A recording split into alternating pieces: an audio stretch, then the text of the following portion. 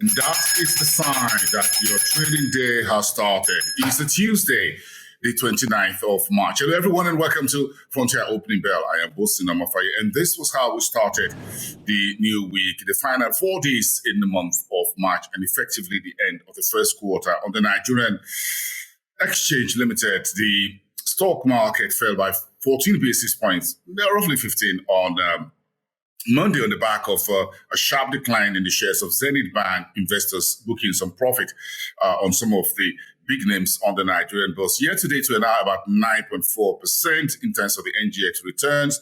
We're expecting a host of other earnings in the current week before the month wrapped up. Names such as Fidelity Bank and FBN Holdings still have outstanding earnings to release to the market. Keep an eye on that. A very tepid day across Frontier Africa with the BRVM down by 80 basis points. The Egyptian market fell on Monday, the second trading day of the week, by 2.6. Nairobi down by 89 basis points and 10 basis points down for the GSE All-Share Index. Okay, those are expected portfolio adjustments as we start the final week, and fund managers begin to wrap up the month and the quarter. EcoBank Kenya was slammed yesterday by the Central Bank of Kenya for engaging in, for allowing certain foreign exchange malpractices or misbehavior, if you want to put it very mildly. So, from today till the 4th of April, Central Bank of Kenya says EcoBank has been suspended from foreign exchange transactions in the country until remedial actions are taken. That regulatory actions were brought on Monday against EcoBank of the Kenyan unit of the transnational lender operating across about 35 African countries, including Nigeria, listed on 3 exchanges in West Africa, Nigeria, Ghana, and Cote d'Ivoire. In the meantime, EFG Hermes says Kenya's central bank's digital currency, which has been planned, is not likely to have a wide adoption. Let's wait and see, shall we? In the meantime, DTB Bank of Kenya is reporting a profit jump of 42% for last year, 6.6 billion shillings, and will resume dividend payments to shareholders. Congratulations, folks.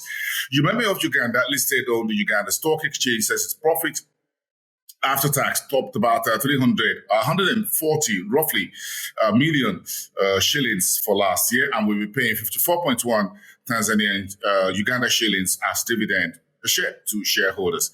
And Rwanda business delegation are on the ground already in Harare, the capital of Zimbabwe, for the Rwanda-Zimbabwe Trade Conference. It's a handshake between Rwanda in East Africa and Zimbabwe in Southern Africa.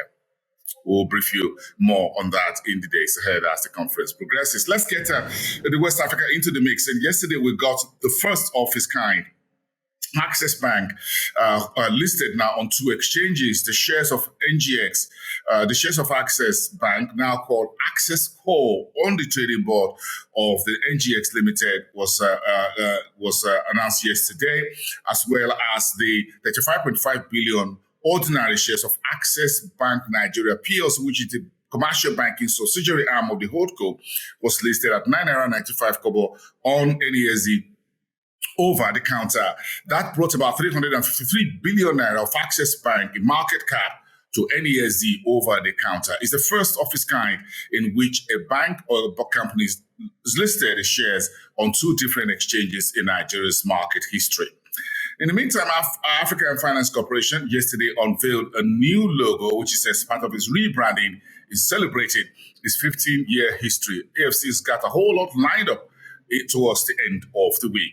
And MFS Africa says it boards Nigeria's Capricorn Digital Limited, which is a fintech organization providing SME-focused lending and other activities within Nigeria's space. It's also known by the name Bagze. And Ghana is expecting economic rebound as it opens its land and sea borders. At the weekend, President Akufo-Addo gave a State of the Nation address and says the country's land and sea borders are now reopened, that Ghana is ready for business. If you already inoculated against the virus pandemic, you don't have to get another jab or be tested when you get into Ghana. And of course, you don't need any need for quarantine.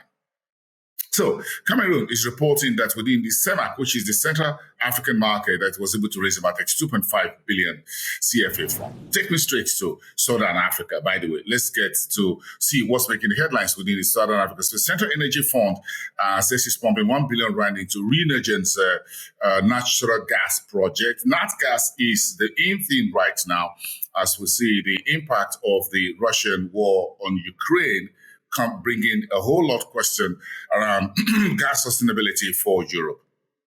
And South Africa's Telkom says it has the capacity to pay 2.1 billion rand as the license it got for the spectrum auction that was conducted by Akasa just a few weeks ago. Telkom South Africa was the second telecom provider who got the first round of the licensing. South Africa's maize output or harvest is likely to fall 10% this year. That will be a bit issue to deal with for President Ramaphosa's administration. Zimplats, operating out of Zimbabwe, says his full year profit was down 22% on a year-on-year basis, $170 million because of losses reported on the back of foreign exchange.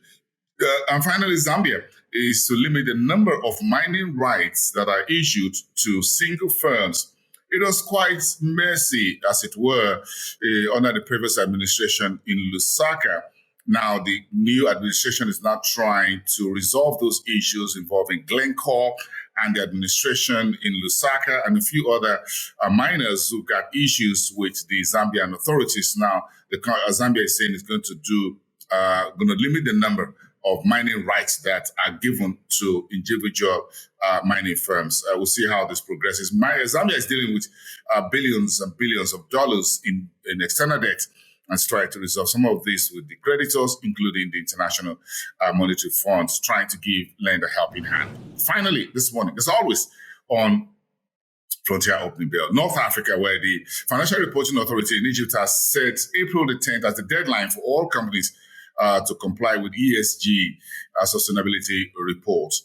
The FRA is also issuing the notice to everyone in Egypt that it will start regulating the establishment of fintech firms.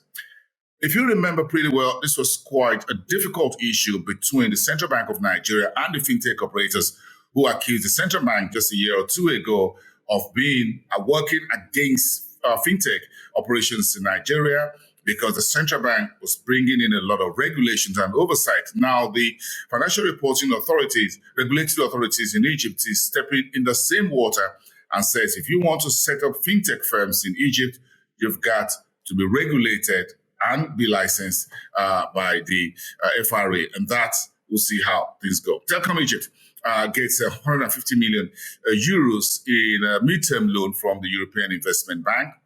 That's quite positive, trying to get a whole lot more done in terms of expanding its operations, a whole lot more efficiency that Telkom Egypt wants to bring to bear and scale up in terms of its market size within the Egyptian market. Morocco's budget deficit to stand at 6.3% of the country's GDP for the full year. That's according to the Bank Al Maghrib, the country's central bank, by the way. And the Bank of Africa posted a 4% uptick in net banking income of about 14.6 billion dirhams for 2021 full year reporting for that commercial bank. Bank of Africa has one of the most extensive network of operations across the French-speaking West Africa all the way to the north. With a number of these subsidiaries, the Bank of Africa listed in a number standalone subsidiaries in different countries and listed on the BRVM. That's about it for this morning. You've been briefed. This is your trading day. I am Bosun Amafaye. Please go online and subscribe on our YouTube to Frontier Africa Report. It's free.